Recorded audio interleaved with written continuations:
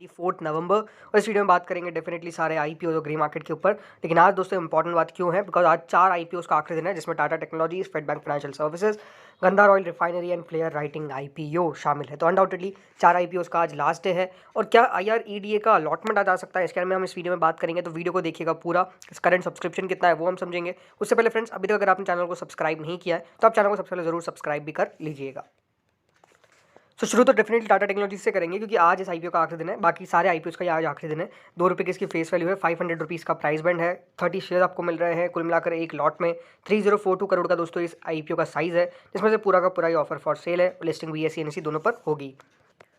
जो भी तक का दोस्तों करंट सब्सक्रिप्शन आया है इसमें 99.37 टाइम्स क्यूआईबीज ने लगा दिया है। 99.37 टाइम्स कितना होता है आप देख लीजिए, 52,404 करोड़, 52,404 करोड़ है। और अभी तो मैं आपको कह सकता हूँ कि 5 बजे तक जो इसका फिगर है ये एटलीस्ट होना चाहिए करीबन 150 टाइम्स के अप्रॉक्स।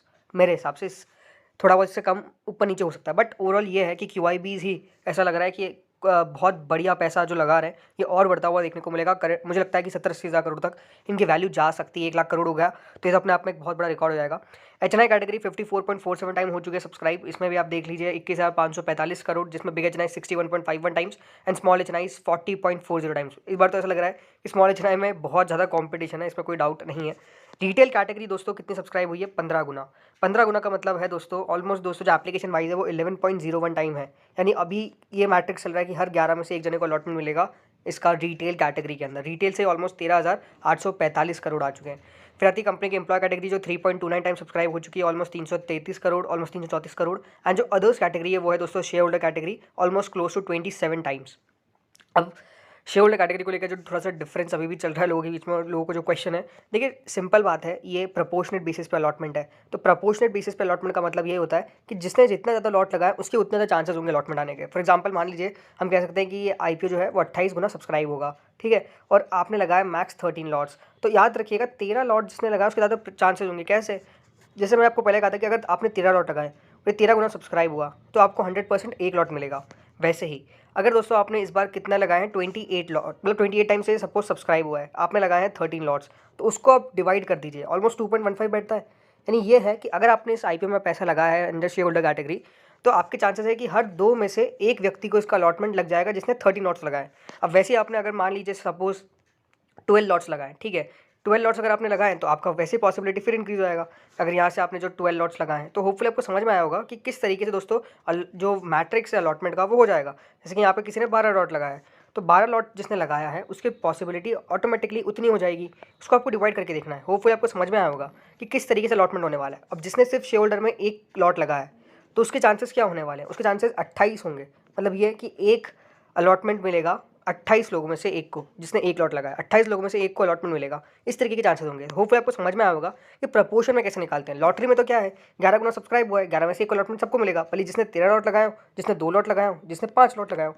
तो होपफुली आपको डिफरेंस समझ में आएगा प्रपोर्शन और जो रिटेल में लॉटरी होता है उसके अंदर, ठीक है। टोटल मिलाकर जो इशू है अभी तक 42.78 टाइम सब्सक्राइब हो चुका है, 96,000 करोड़ कंपनी ने रिसीव कर लिए हैं। अगला है गंधार ऑयल, ये भी आईपीओ आज क्लोज होने वाला है। 169 रुपीज़ का इसका प्राइस बैंड है। 88 शेयर आपको मिलेंगे कुल मिलाकर एक लॉट में। 500.69 करोड़ का आईपीओ का साइज है, जिसमें से फ्रेश इशू है 302 करोड़ का और बाकी का बचा हुआ ऑफर फॉर सेल। इसकी भी लिस्टिंग बीएसई एनएसई दोनों पर होगी। जो भी तक का इसका सब्सक्रिप्शन आया है वो भी काफ़ी लाजवाब है। ऑलमोस्ट 34 टाइम्स देखिए क्यूआईबी पोर्शन सब्सक्राइब हुआ है, 56 टाइम्स एचएनआई पोर्शन सब्सक्राइब हुआ है, 52.94 time big HNI and 62.14 time small HNI. Retail category 26.86 time subscribe हुई है एंड टोटल मिलाकर जो इशू है वो 35.12 टाइम सब्सक्राइब हुआ है। अभी तक कंपनी को 12,308 करोड़ के आसपास रिसीव हो चुके हैं। तो मैसिव सब्सक्रिप्शन है। हाँ, सब्सक्रिप्शन काफ़ी ज़्यादा दिख रहा है। रीज़न सिंपल है, आईपीओ का साइज क्योंकि इस इशू का छोटा था, इसलिए दोस्तों अलॉटमेंट मिलना काफ़ी मुश्किल होने वाला है। बिल्कुल मैं आपको ये कह सकता हूँ कि टाटा टेक्नोलॉजीज में जितना अलॉटमेंट मैट्रिक्स होने वाला है उससे ज़्यादा मुश्किल गंधार ऑयल में रहेगा। रीज़न सिंपल है, आईपीओ का साइज डिफरेंस है। अगला आईपीओ है फेड फीना या फिर फेड बैंक फाइनेंशियल सर्विसेज आप कह सकते हैं। इस आईपीओ का भी आखिरी दिन है आज और 140 रुपीज़ का इसका प्राइस बैंड है। 107 शेयर्स मिल रहे हैं आपको एक लॉट के अंदर। करीबन 1092.26 करोड़ का आईपीओ का साइज था, जिसमें से फ्रेश इशू था 600.77 करोड़ का और बाकी का बचा हुआ ऑफर फॉर सेल। लिस्टिंग याद रखिएगा बीएसई एनएसई दोनों पर होगी और इसमें कंपनी ने अपने एम्प्लॉयज़ के लिए 10 रुपये पर शेयर का डिस्काउंट भी रखा है। यही कह सकते हैं कि सबसे अंडर सब्सक्राइब या फिर लो सब्सक्राइब, अंडर सब्सक्राइब तो नहीं, लो सब्सक्राइब वाला इशू है जिसमें सबसे कम सब्सक्रिप्शन रिसीव हुआ है। QIB ने 2 गुना सब्सक्राइब किया है, HNI ने 1 गुना सब्सक्राइब किया है, जिसमें बिग HNI ने only 1 times and small HNI ने 1.50 टाइम्स। रिटेल कैटेगरी ने 1.69 टाइम्स सब्सक्राइब किया है, अनएम्प्लॉय कैटेगरी ने 1.14 टाइम्स सब्सक्राइब किया है। कुल मिलाकर ये जो इशू है वो 1.67 टाइम अभी तक सब्सक्राइब हुआ है। कुल मिलाकर 1280 करोड़ के आसपास रिसीव हुआ है। काफ़ी लो सब्सक्रिप्शन है, इसमें कोई डाउट नहीं है, एंड लिस्टिंग की भी बहुत खास एक्सपेक्टेशंस नहीं है, बट लेट्स सी होता क्या है।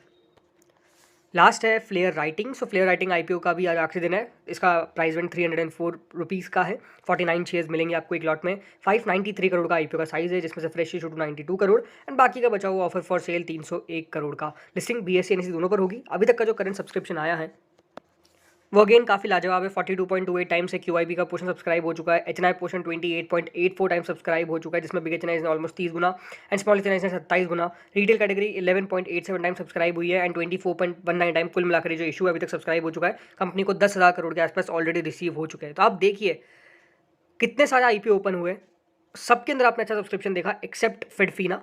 लेकिन अगर आप बाकी सब इशूज़ के अंदर इतना पैसा देख रहे हैं तो उसके पीछे का रीज़न है कि देखिए लोगों का जागरूकता, कि लोगों को पता था कि IPO आने वाला है। ज़रूर देखिए काफ़ी ऐसे बातें सामने आ रही कि लोगों ने NBFC से लोन लिया है या फिर किसी ने अपनी FD तोड़ी है, बट यही कहूँगा कि देखिए अलॉटमेंट आ जाए तो सब बढ़िया है। जिनको नहीं आता, जिन्होंने देखिए लोन लेकर पैसा लगा, उन लोगों के लिए डेफिनेटली एक नुकसान का सौदा हो सकता है अगर अलॉटमेंट ना आए। बट ठीक है, अच्छी बात है कि आपने लगाया है, अच्छी कंपनी में लगाया है, इसमें कोई डाउट नहीं है।